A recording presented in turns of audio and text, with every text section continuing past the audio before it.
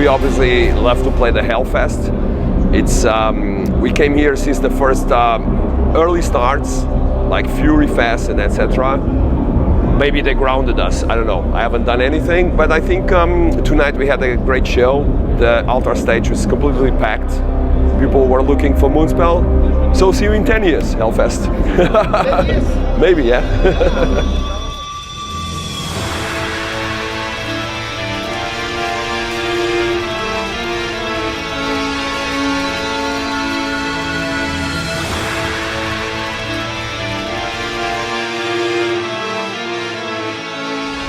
Yeah, I think with the last album, we tried to invest more in the storytelling.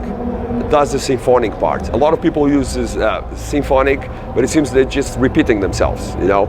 And I think the symphonic part and everything that was made, the theater mode, the atmosphere, the flashlights, whatever, they really contribute to tell the story of the earthquake. And that's what Moonspell wants to do with every album, to tell a good story, first on the studio, and then to get people into an atmosphere. I've seen a lot of metal shows, but one thing I always did was to see theater shows, because sometimes metal is just the guy gets in, he headbangs furiously, the guy gets out, and there's so much more. Especially like the older bands, they're very theatrical, like Maiden, Venom. And nowadays there's theater, but sometimes there's bad theater, so you have to learn how to do it. You know, and I think with Moonspell, the fact that we always interested and open to other forms of art, to put them into incorporate them into our music, it really helps us.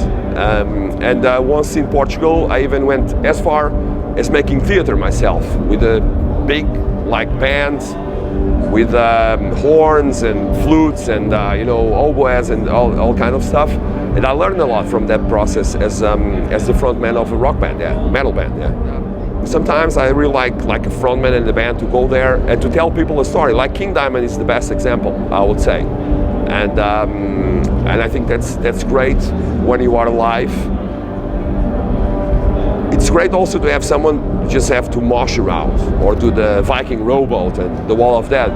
But I think it's important for festivals bands that are more theatrical as well, because sometimes people are just like, well, I've seen 5 bands doing this, let me go and see something different. So I think that's why we are here. Us, Carrick Agran, Cradle of Filth, yeah.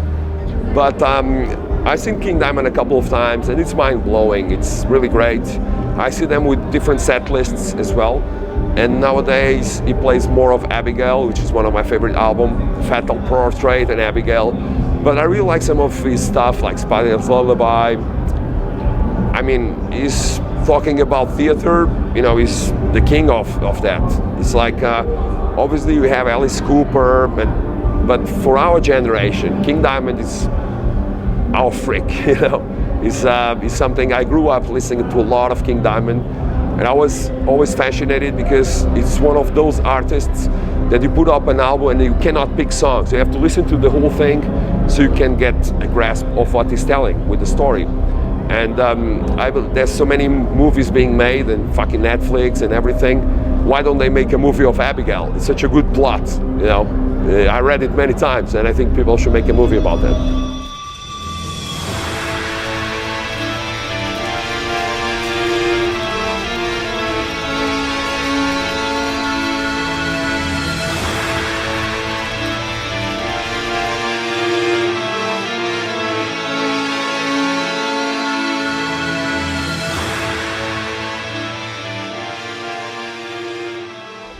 To be honest, I think the language barrier was not as great as I would imagine to be in with 1755. As you know, we talked about that. It was an album about a Portugal disaster from the 18th century, and it was such a. We didn't have like a big revolution like France. You know, we had like more South European revolutions. You know, no dead people, no guillotine, nothing.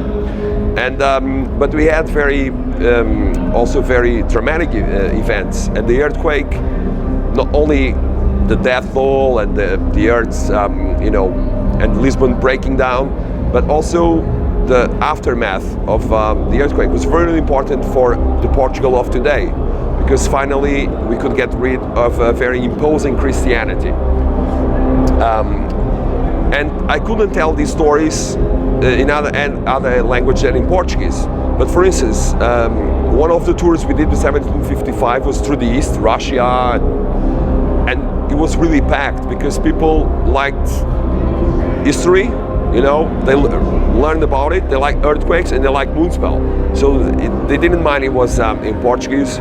But obviously for us, it was an experiment that we were doing. We did it with Alma Mater, we did it with Em Nome do Medo, with some other songs. It was a matter of time until we found the right subject and deliver it in Portuguese. And I mean, if you think about success, then you'll do the same album all the time, you know. And maybe we are fools, but we are not thinking about success. We're thinking about art, which is, you know, the ugly twin of success. So why not doing an album in Portuguese and then live with the consequence? We are all adults. So, and I think actually people liked the difference instead of just being like always, you know. And with Moonspell, I mean, you cannot expect the same. I think people, if they think now this, it's time for them to give up. Our new album will be different from 1755, that's for sure. I don't know about it, but for sure it's going to be different, yeah.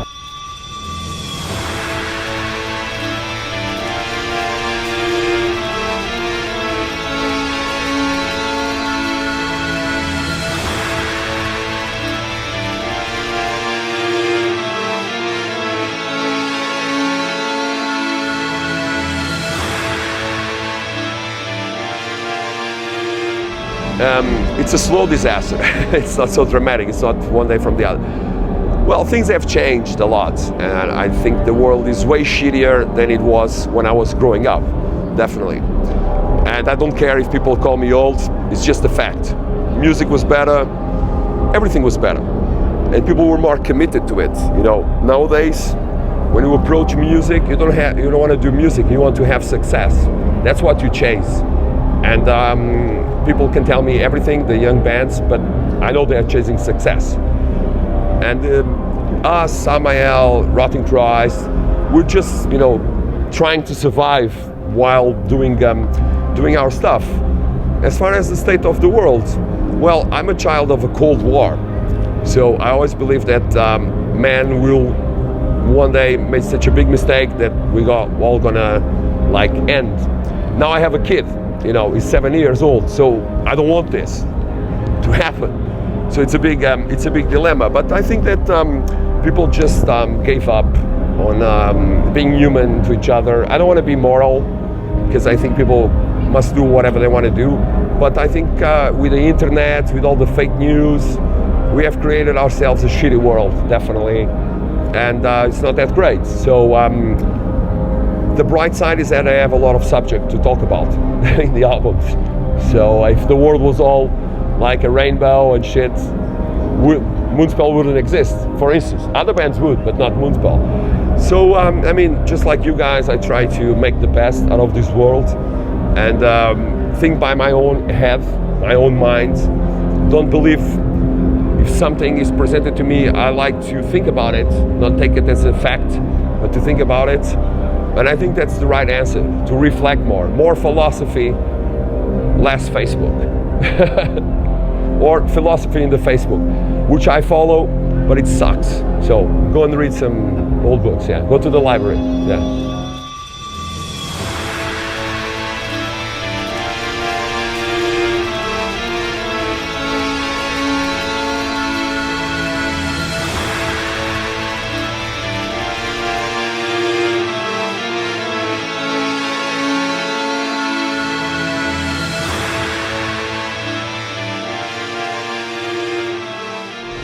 I agree with him. Ricardo is a smart guy. You have to see something like we were talking about the Hellfest.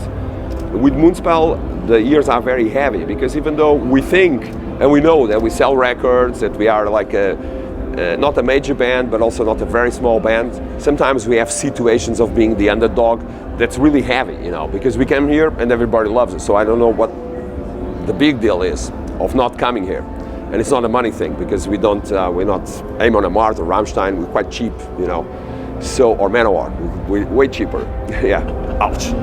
And the thing is that Ricardo is completely right. I think that it's not that MOONSPELL is going to be over in a couple of years or whatever. That we don't know. Ricardo doesn't know. I don't know. Mike doesn't know. But with us, it's not about the career or the money or the labels or even playing the festival. It's about the music we do. And when that creative stops, which is not stopping, it's just every band has a position in the music business, you know.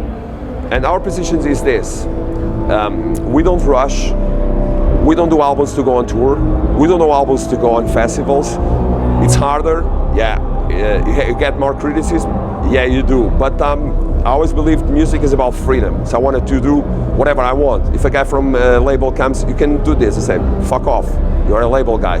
You're not a musician. Or if you are a musician, you are a frustrated musician because you're a label guy now. I'm also a label guy in Portugal, but my own label, and I'm also a frustrated musician. So it goes around. I know I have to end, but the future of MOONSPELL is a question of relevance, you know, and it's not the crowd relevance is important, because if you do this professionally, you have to come to the festivals, play the shows. But if the crowd relevance is not there, we'll for sure still release music and not play live, because we like that, and that's why we were here. So I don't know if the future is dark or not, but it's also not bright. The future of MOONSPELL is struggling to get to the festivals, to get to the people, even though when we came here, everything is fine. And that's our thing, and that's what gets us tired, definitely, yeah.